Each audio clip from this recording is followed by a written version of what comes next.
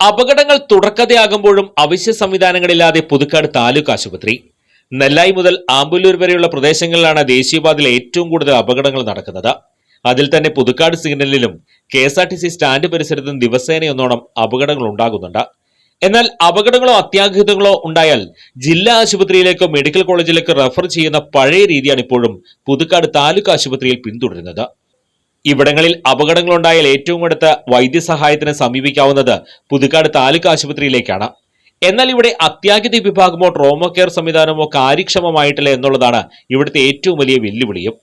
അപകടത്തിൽപ്പെട്ടവരെ തൃശൂരിൽ എത്തിക്കാനുള്ള കാലതാമസം പലപ്പോഴും അത്യാഹിതങ്ങൾക്കാണ് വഴിവെക്കാറുള്ളത്. ദേശീയപാത 4 വരിയായതോടെ അപകടങ്ങളും വർദ്ധിച്ചു. പുതുക്കാട് സിഗ്നലിൽ 10 വർഷത്തിനിടെ 40 പേരാണ് അപകടങ്ങളിൽ മരിച്ചത്. അംഗവൈകല്യം സംഭവിച്ചവരും നിരവധിയാണ്.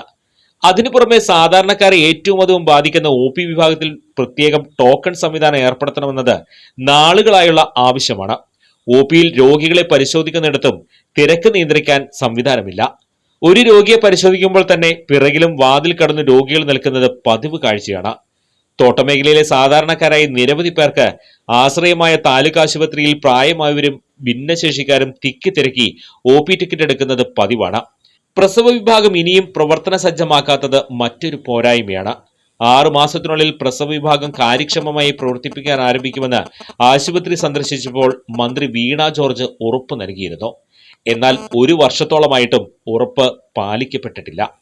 ആശുപത്രിയിലെ ലേബർ റൂമിലേക്കുള്ള ഓപ്പറേഷൻ ടേബിൾ, അനസ്തേഷ്യയ്ക്ക് ആവശ്യമായ വർക്ക് സ്റ്റേഷൻ എന്നിവയില്ലാത്തതാണ് ഇപ്പോഴത്തെ പ്രശ്നത്തിന് കാരണമെന്നും പുതുക്കാട് ആശുപത്രി സൂപ്രണ്ട് ഡോക്ടർ സൈമൺ പറഞ്ഞു. NHM വഴി ഓപ്പറേഷൻ ടേബിളിന് അപേക്ഷ നൽകിയിട്ടുണ്ടെന്നും ലഭ്യമായ ഉടൻ പ്രസവ ചികിത്സാ വിഭാഗം പുനരാരംഭിക്കുമെന്നും സൂപ്രണ്ട് അറിയിച്ചു. ഡയാലിസിസ് സൗകര്യവും മികച്ച ദന്തരോഗ ചികിത്സാ വിഭാഗവും സ്പെഷ്യലൈസ് ഉള്ള 12 ഡോക്ടർമാരും 24 മണിക്കൂർ ഡോക്ടർമാരുടെ സേവനവും പുതുക്കാട് താലൂക്ക് ആശുപത്രി ഇപ്പോൾ ലഭ്യമാണെങ്കിലും അവശ്യ സേവനങ്ങൾക്കായി കാത്തിരിക്കേണ്ട ഗതികേടിലാണ് നാട്ടുകാർ.